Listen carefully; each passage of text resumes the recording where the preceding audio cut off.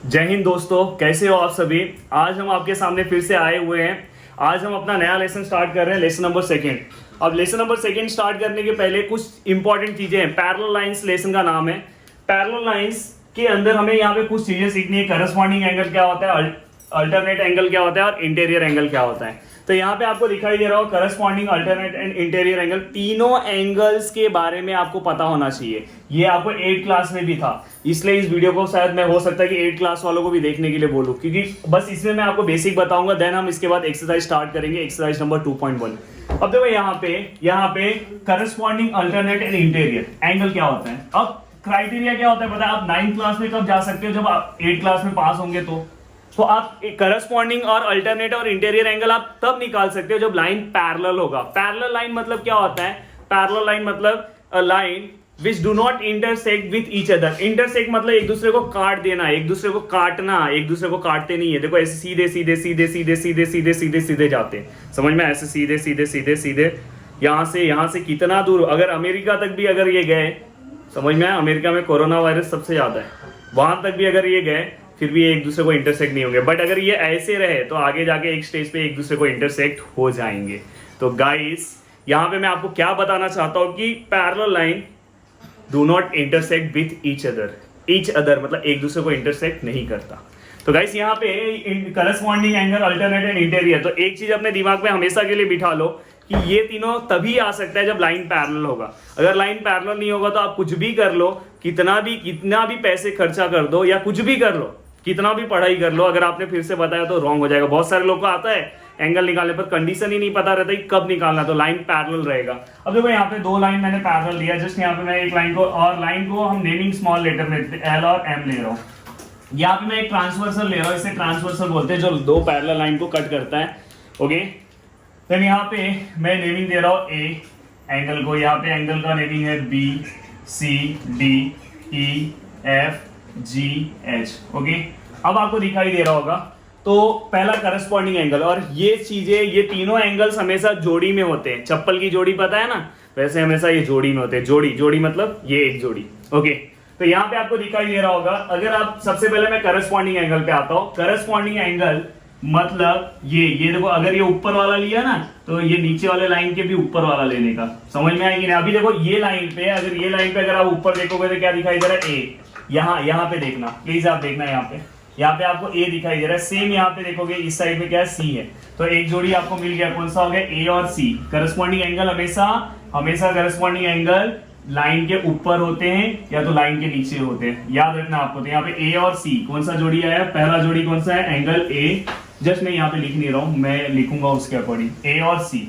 Okay, then दूसरा जोड़ी अगर आप देखोगे, फिर से अगर आप देखोगे, आपको दिखाई दे रहा होगा। देखो मैं ये सब मैं हटा देता हूँ। देखो दूसरा आपको फिर से दिख रहा होगा। देखो लाइन के ऊपर ई है और यहाँ पे क्या, जी है। फिर से अगर इस साइड में करस्पॉन्डिंग एंगल का एक जोड़ी मिला तो यहाँ पे ही मिला। देखो यहाँ पे मैं बस यहाँ पे बताता हूँ। तो ये पैरेलल लाइन है, यहाँ पे आपको एक जोड़ी मिला था, समझ में। ये कभी भी देखो, ये ऊपर वाला है तो ये इस वाले लाइन के भी ऊपर ही लेना है, कभी भी नीचे नहीं लेना है, समझ में। यहाँ पे ए है, यहाँ पे अगर नीचे बी रहेगा रॉन्ग हो जाएगा। बी कहाँ पे होना चाहिए, यहाँ पे। मतलब जो भी एंगल होगा ये एक दूसरे का corresponding angle.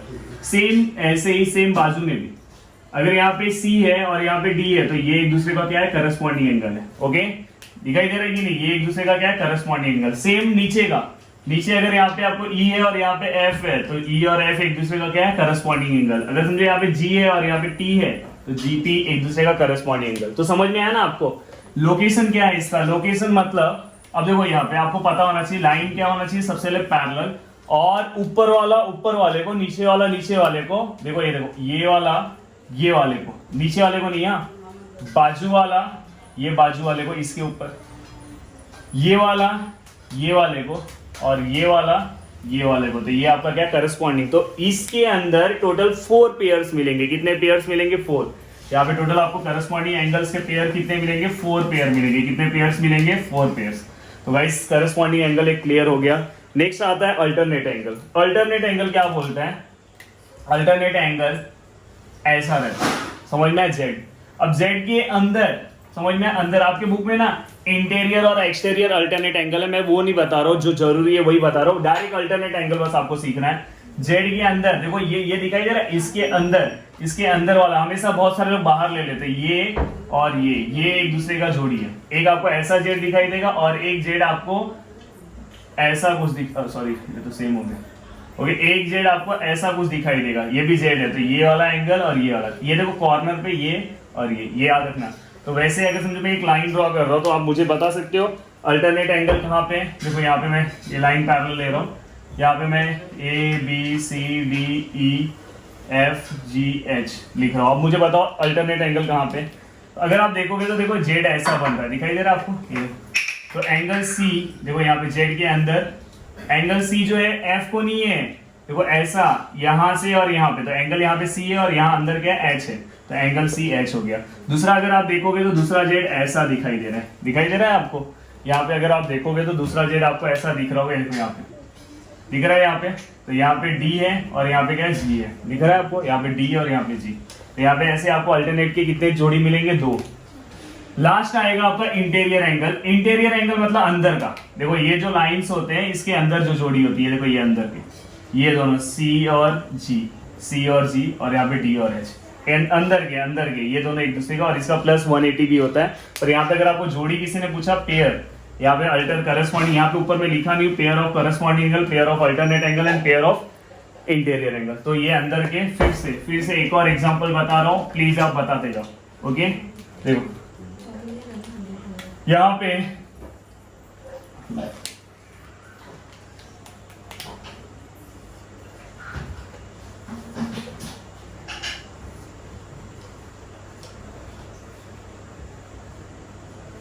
MNOPQRS।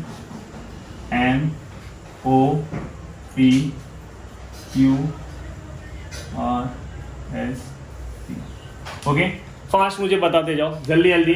Corresponding angle कौन सा है, एंगल एम। किसके एम का पार्टनर कौन होगा बताओ, ऊपर वाला एम है और लाइन के इधर है, तो एम के साथ कौन होगा ओ, आर के साथ कौन होगा एस, नीचे वाला एन है तो यहाँ पे नीचे वाला क्या पी है, बाद में यहाँ पे नीचे वाला क्यू है तो यहाँ पे नीचे वाला टी है। तो करस्पॉन्डिंग एंगल के 4 पेयर्स हो गए। जेड देखो कहाँ पे बन रहा है, एन के साथ क्या आएगा एस और क्यू के साथ क्या आएगा ओ आएगा, और इंटीरियर में एन ओ।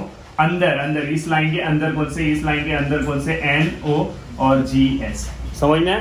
तो आपको यही सीखना है, ये आपको क्या करना है, सीखना है। तो देखो मैं यहाँ पे लिख रहा हूँ जोड़ी, देखो यहाँ पे मैं बता रहा हूँ, यहाँ पे आपको पता है कितनी जोड़ियाँ आती है, टोटल 4 आती है। कितनी आती है, 4। तो यहाँ पे 4 देखो पहला करस्पॉन्डिंग एंगल यहाँ पे दिखाई दे रहा है आपको, दिखाई दे रहा है कि नहीं दिखाई दे रहा है कि जूम करके बताओ, दिख रहा है यहाँ पे क्लियर।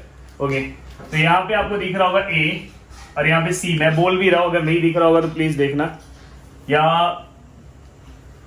चाहिए तो मैं इससे थोड़ा बड़े में लिखता हूँ।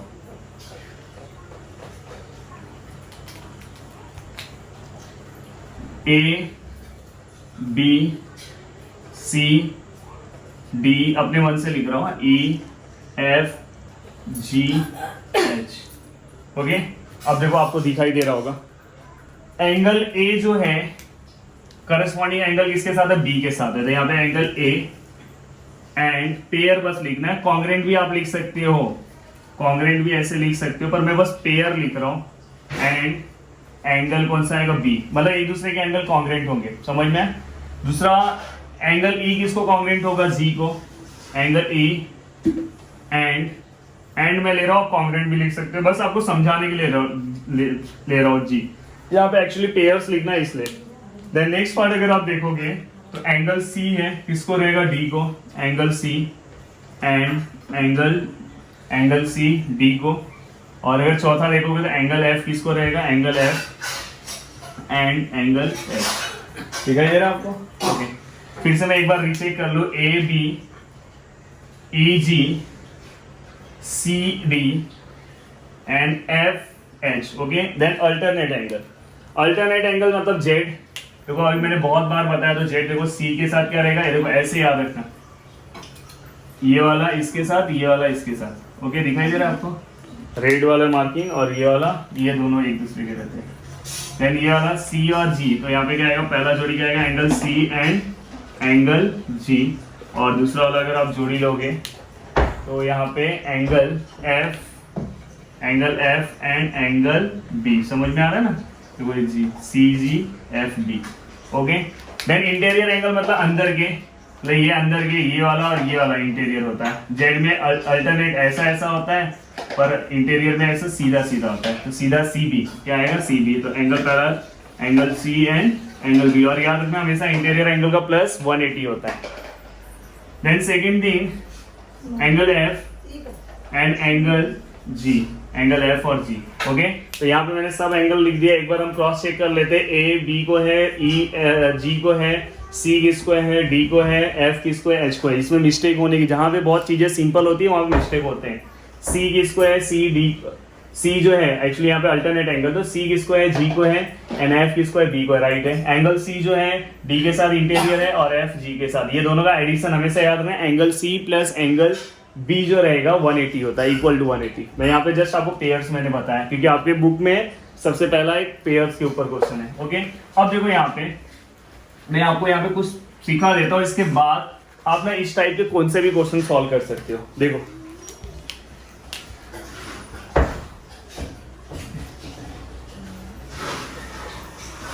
यही आप एक क्वेश्चन को अगर अच्छे से समझ लिए, हाँ, तो आप कौन सा भी क्वेश्चन सॉल्व कर सकते हो। कौन सा भी इससे रिलेटेड कितने भी डिफिकल्ट क्वेश्चन आए आप सॉल्व कर सकते हो। ये याद रखना, ये सब एंगल हमेशा क्या रहते हैं, कॉन्ग्रेंट रहते हैं। ये आप याद रखना, ये एंगल्स हमेशा क्या रहते हैं, कॉन्ग्रेंट होते हैं। मतलब ये एंगल जितना रहेगा उतना ये रहेगा, ये। और ये दोनों का प्लस कितना होता है, 180 होता है। याद रखना, ये दोनों का प्लस कितना होता है, 180 होता है। मतलब ये दोनों का प्लस कितना होगा, इक्वल टू 180 डिग्री। बस इंटीरियर का याद रखना, प्लस इक्वल टू कितना होता है, 180। और ये दोनों क्या रहेंगे, कॉन्ग्रेंट रहेंगे। ये चीजें आपको पता होनी चाहिए। तो अब देखो यहाँ पे ये भी आप बाद वाले एक इसके अंदर लिख सकते हो। अब यहाँ पे मैं कुछ बता रहा हूँ, स्पेशली ये 8 वाले बस यहाँ पे देखें। 8 वाले भी इसको भी देख सकते हैं, पर ये 9th के लिए स्पेशल वीडियो है। देखो यहाँ पे एक एंगल आपको 60 बोला है और आपको ये सब निकालने को बोला है। आप आराम से निकाल सकते हो, बिल्कुल भी डिफिकल्ट काम नहीं है। अब आराम से निकाल सकते हो। देखो एक ही एंगल आपको 60 पता है और आपको पूरा निकालना है। मैंने यहाँ पे नेमिंग नहीं दिया है, आप समझने की कोशिश करना है, एल एम और एन। अब देखो आप सब एंगल निकाल सकते हो। अब देखो आपको पता है, आपने वर्टिकली अपोजिट एंगल पढ़ा है। ये 60 है तो बाजू, मतलब ये ऐसा है, जैसे ये ऐसा है, ये 60 है, तो देखो ये लाइन का अपोजिट वाला ये भी 60 होगा।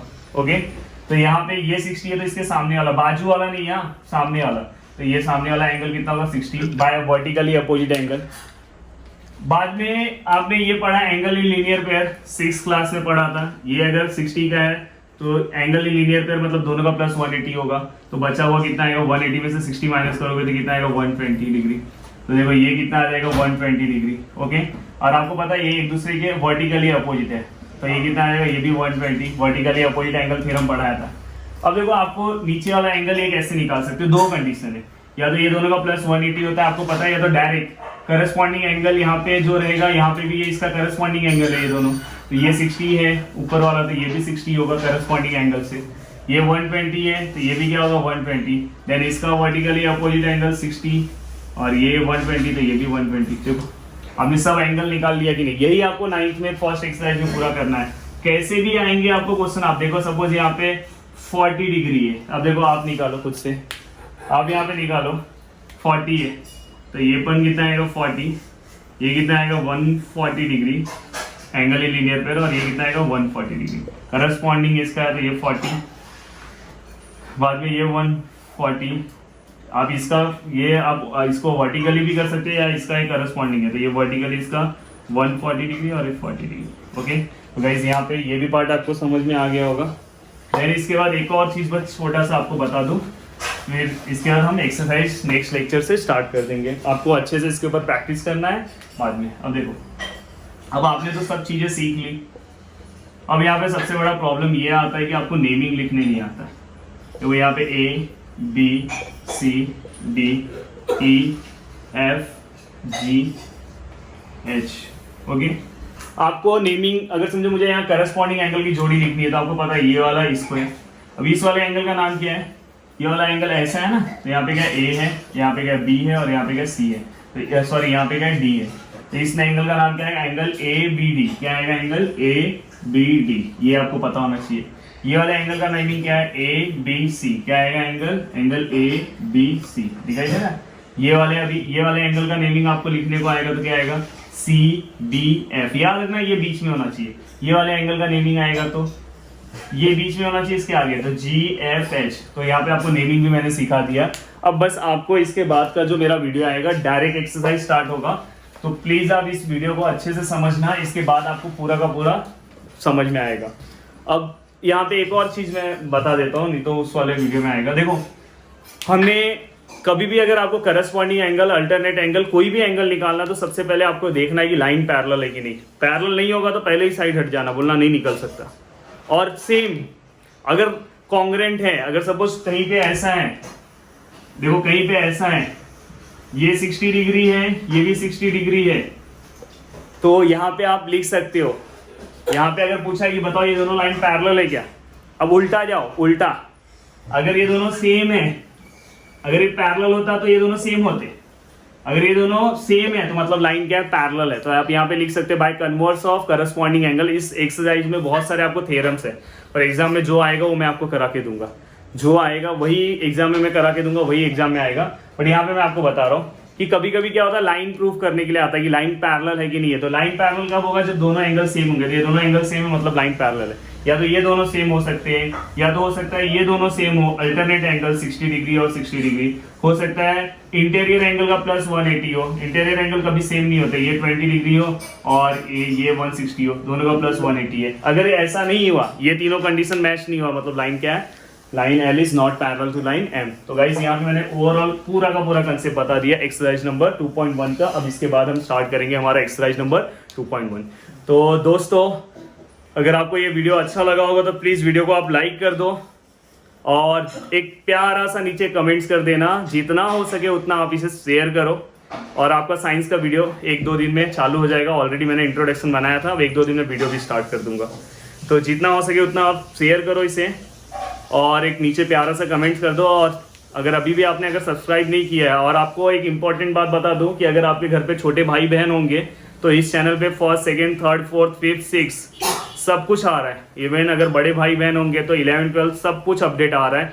तो आप उन्हें भी क्योंकि अभी वो घर पे बैठे हुए, उनका स्टडी अगर कंप्लीट कराना है तो आप वहाँ से करा सकते हो। हर लेसन पे हर एक चीज़ आ रहा है, और छोटे बच्चों को छोटे बच्चों की तरह सिखाया जा रहा है। वहाँ पे उनके डायग्राम की तरह, वहाँ पे उन्हें स्टोरी की तरह, वीडियोस की तरह, जो उन्हें पसंद आए वैसा उन्हें करा के दिया जा रहा है।